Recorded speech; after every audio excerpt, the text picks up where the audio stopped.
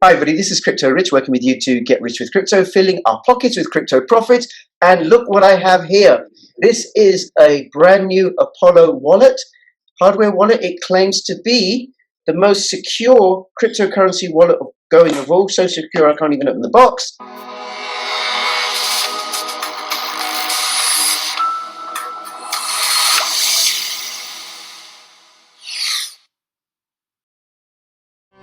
Take the first step towards online privacy.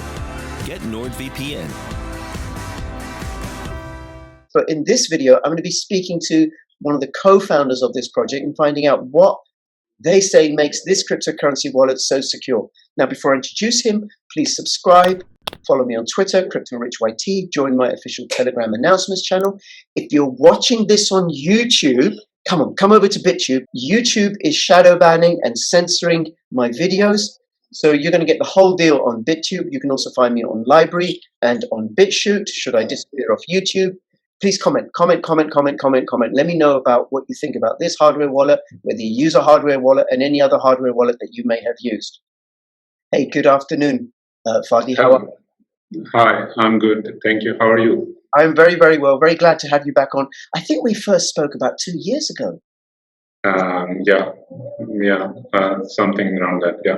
Yeah, and unfortunately, a lot of the videos that I've done on Opolo Wallet before, our interviews, are no longer on YouTube because of YouTube's deleting various videos and me taking them off and everything, right? But here we are with the Opolo Wallet. Okay, so I hope this will not delete. Well, this is it won't be deleted off BitTube or Bitchute or Library, and they haven't deleted any of my videos since December. Mm-hmm. Yeah, right. So a year so far without deletions.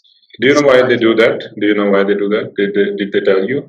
No, they did it. They did it to a lot of cryptocurrency YouTubers at the same time, and they did a whole range of different videos.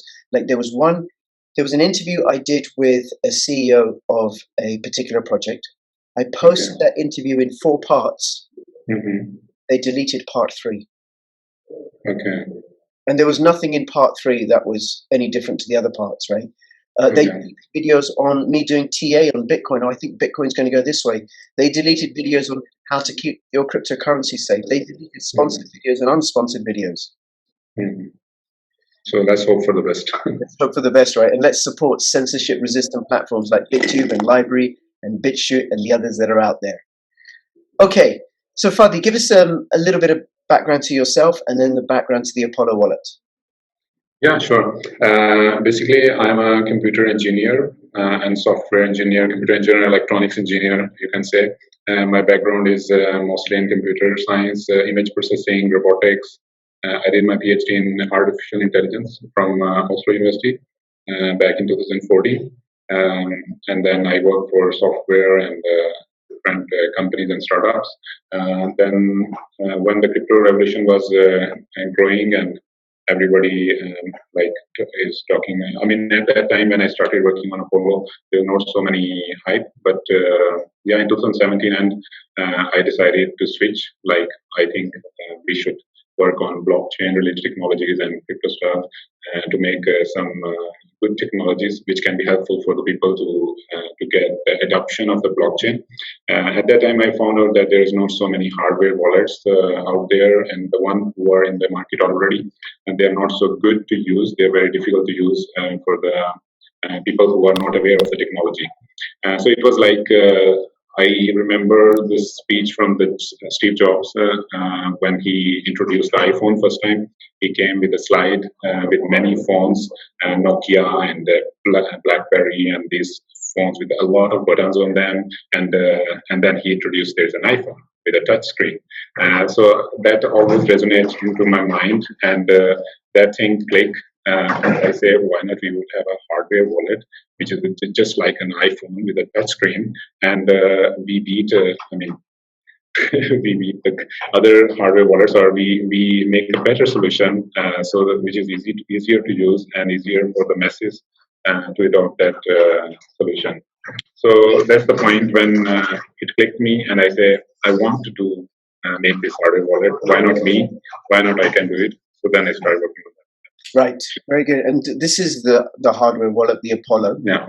And people can get a sense of how large it is just from comparing it to the size of your hand.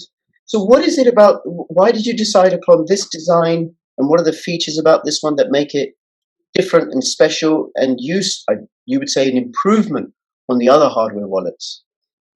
The most important feature of the hardware wallet is to secure your cryptocurrencies. Like this is the first purpose of the hardware wallet. Otherwise, we don't need a hardware wallet if there's no security in the hardware wallet. So the first thing we were very conscious and very the top priority was the security of the hardware wallet. I've seen there are hardware wallets which are not using some secure element or using the normal general purpose microcontrollers or processors which can be easily broken, or like anybody can get a physical access, they can try to extract the seed. So we have found these kind of issues in some other hardware wallets. So what we did, we say no, the security is the first thing, so we have to make it very secure. So the first thing we will be doing, we will be using a secure element, and we will be doing this, we have to find a secure element which is the most secure element or most secure chip available in the whole world. And then we have found out that there is this one secure element, EL with EL 6 plus security, which was 6 plus means it's much better than. I mean, it's the only secure element available in the market, made by different companies, of course, but it has EL 6 plus security. There's no other better chip available in the market which can securely store your crypto. So we found out. Yeah. Before you go into that, for those that don't know, what do you mean by a secure element, and why is it so important? What does it do? Yeah, secure element is the chip which is placed inside the wallet, and that keep your mnemonics, the wallet mnemonics which you use to make the wallet, is stored on this chip. So if you will store the chip, if you store the mnemonics into a normal general purpose chip, it's like you store your money into a locker which has no key. Just open the drawer and remove the money. But we have to put a big key, which is like a lot of security tested, or this locker should be very hard, not operable. So we have to find a chip which support all these kind of functionality, which cannot be broken. So it's kind of locker. Secure element is like a locker which has EL 6 plus security, means it has 6 plus level of certification that it cannot be broken. And this is the most secure chip available in the market. The most bank cards, the credit cards, debit cards, your government passports, your government ID cards, all are using this kind of chip to store the keys generated by the government organizations or by the banks or by the Visa or MasterCard companies. So all they store the private keys on this kind of chip. They don't put it just out in the market like in a normal chip, which is even in your microwave, or used in your car, or used in a remote AC remote. The general purpose chips are very easy to crack, very easy to break. There is no security around them, so they don't put their keys on there. So we follow the banks, we follow the everything like they do, like they secure the keys in a very secure element, and that's what we did. We find there are different level of certification, EL 5 plus, EL 4 plus, EL 6 plus. The higher number it is, the better certification, the better security it has. Right. So I've seen that just last thing. Yeah, okay. Last thing. There is no other hardware wallet. Most of the hardware wallets, they are using EL 5 plus, or some are even not using any secure element. So we have used one better than anybody else.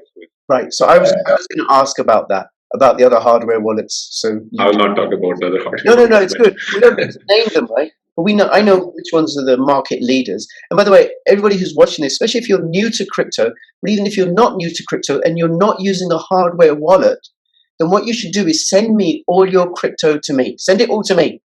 Just send it all to me, because there's no point. You've got to keep your crypto in a hardware wallet in order to keep it secure. That's like, otherwise it's like leaving your money out on the, I don't know, your front garden. Out on the street, and like anybody can come and just take the money and run away. You know? That's right. And even if you have, like, supposing you only have like $100 worth of Bitcoin or $1,000 worth of Bitcoin, you know, when Bitcoin is 10 times what it is now, that's a hell of a lot of money. You wouldn't leave that lying out on the street or on a park bench for anybody to collect.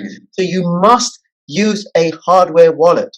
And currently, all the major hardware wallets on the market, certainly the three oldest and three contenders, and I'm going to name them, KeepKey, Trezor, and Ledger, they don't use secure elements.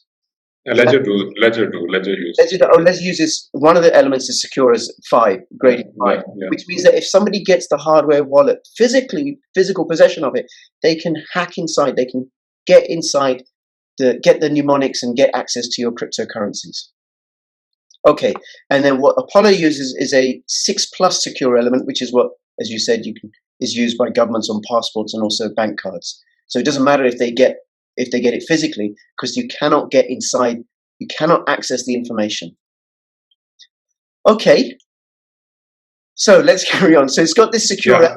So other than secure element, we have also to find other ways, like we have done many other things, thanks to our audit. There is digital security in Paris, France, who did our audit of our device, and I mean, we spent like more than 1.5 years working with them and improving the product. And that's the reason we didn't went out in the market earlier, because we don't want to jump out and firstly and give a unsecure device. So we want to first make sure that this is the most secure device out there, and then it's not only our own satisfaction that we did test it and it's working. We ask another company to do the testing and audit of the device, and then they give us some improvements, and then we did that improvement. That improvement include, for example, the communication between the hardware wallet and the desktop, or between hardware wallet and the Android phone should be encrypted. So it is encrypted.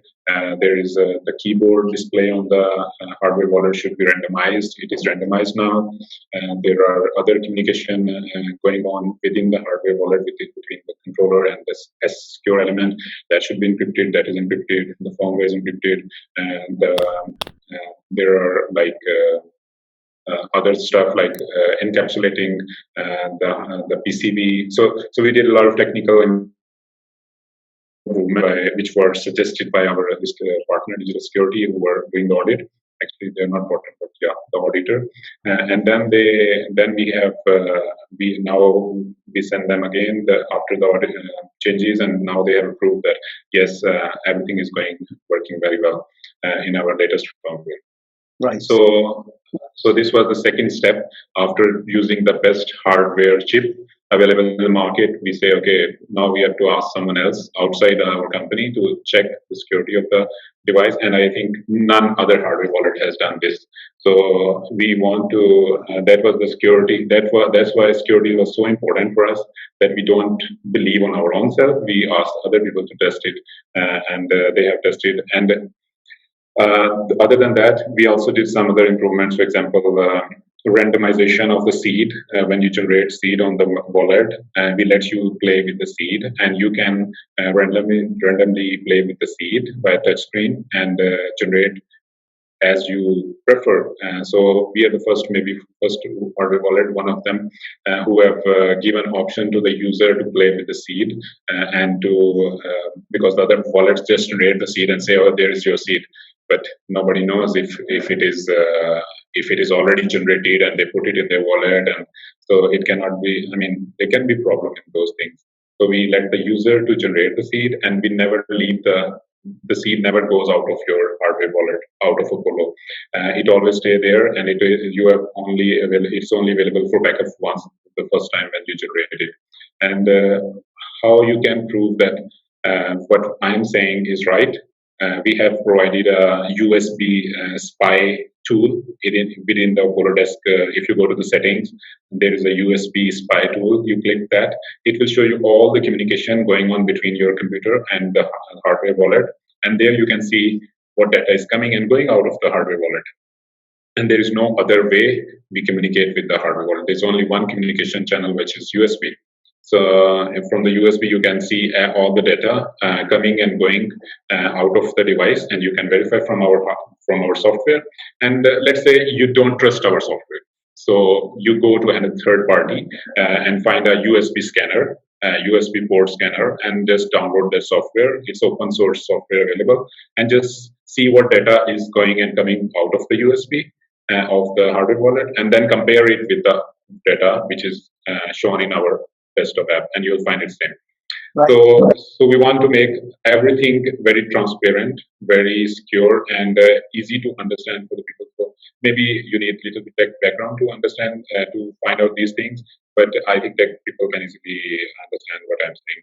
Yeah. Yes, and even I understand what you're saying with regards to that. Yeah. And again, you preempted my question, because I was going to say, as the co-founder of this project, of course you're going to say your wallet is really secure and good, right? But having it checked by digital security, and then go through it and everything, independent auditors, and then acting on their advice, I think is really great. And then also what you said about the communication. I could look at that. I wouldn't necessarily be able to tell what it is. Yeah. But that it's open, that you've had it audited, I think says something. So this other company has said this is an EAL6 plus secure element, plus other recommendations that they've made. And so have it independently checked. That's good. And then also, I don't need to know how the fridge works. I just like the technology behind it. I just need to know that it works and I can keep my food cool. So for those that aren't technical, they don't necessarily. The technical people can go and check our USB spy tool, and they can also verify this. Yeah. So I'm saying it for the technical people. Meanwhile, our aunts and uncles, hamare mami jaan log, unke liye ye aasani hai. For them, this is easy to use. And I brought this up because I get how many of these did I get? I think 3 or 5, maybe. Right. Yeah, 3 of these cards. Now, why these cards, and what's the point of these cards? Yeah, this is a very great thing. We are proud of what we did. Actually, storing seed on the stainless steel or on the paper or on the anywhere you will store, you will have one point of failure. For example, if you store on the steel and somebody access it, he or she can get your funds. Or you write on card, they can get the card, and then they also can access your funds. So we wanted to make a way to spread the seed into multiple components, or divided the wallet mnemonics divided into the multiple parts. So we use the sharding algorithm. What it does, it distributes data into 3 parts. For example, if you have 3 cards, you can also use 5 cards. Let's say I talk about the 3 cards. If you distribute the wallet mnemonics into 3 cards, you need at least 2 cards to restore it. And even if you lose 1 card, for example, you put these 3 cards in 3 different locations, one in the bank building, one in your house, one in your office building, and then you notice, oh my God, my bank is burned, or there's a fire and everything is gone. But you still have 2 other cards in your office and your home, and go and get them and restore it, and then move your funds to, or make a new wallet and again store it in another card. So in this way, you have distributed the risk, and at the same time, while you are distributing the risk, your bank cannot access your funds because they also need 2 cards. Right. They cannot get your fund from the 1 card they have. So it's kind of multi-sig kind of stuff approach. So where you cannot access the full wallet unless you have 2 cards in case of 3. But if you do 5 cards, we also have option of 5 cards backup. So if you do 5 card backups, you store them in 5 different locations, and then you just need 3 out of them to restore the seed, to restore the wallet. So even if you lose 2, or even if somebody gets the 2 cards, they can still not get your mnemonics. They need the 3rd one also. So this was the cool innovation, we would say, we have done. So you can distribute the seed on these cards. And one thing on the top, it's very easy to just touch the card on the back of the device and just store the seed. I mean, it takes within 1 second, and you just press continue, and it stores the seed in 3 cards within 1 minute maximum. So as long as you put in the right place on the back side. Sure. So I would need to use, once I've set this up, I would need to use 2 cards. Yeah, for restoring the wallet, you need 2 cards. But for setting up, you need 3 cards. Okay. And there's a security risk by themselves, because, if somebody does get 2 cards, they can just open up the wallet. Is there some other security? Yeah, they can. Then you can also set up a passphrase. We are the first wallet who allow you to have a passphrase as long as 127 characters. So you can have very long passphrase, and the longer passphrase it is, the harder it is to guess. and the harder for someone to access your funds.